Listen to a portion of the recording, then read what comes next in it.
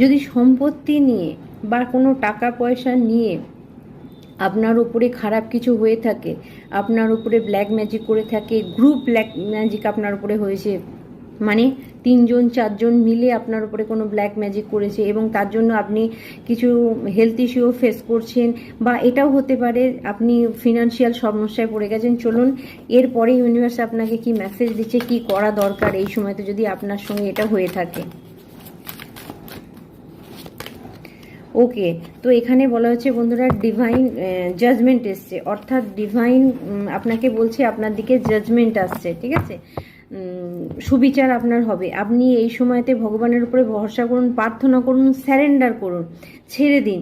যদি আপনি নিজে কিছু করতে না পারেন তাহলে ভগবানের উপরে ছেড়ে দিন, উনি আপনাকে রাস্তা দেখাবেন। আপনাকে বলা হচ্ছে আপনি নিজের সঙ্গে অশান্তি করাটা বন্ধ করুন, নিজের মনে মনে অশান্তি করাটা বন্ধ, কে করেছে না করেছে সেটা ছেড়ে দিয়ে পুরোপুরি স্যারেন্ডার করে দিন ভগবানের ওপরে, ডিভাইনের ওপরে। ডিভাইন আপনাকে সাপোর্ট করবে, উনি আপনাকে রাস্তা দেখাবে এবং কোনো না কোনো উপায় আপনার দিকে অবশ্যই আসবে।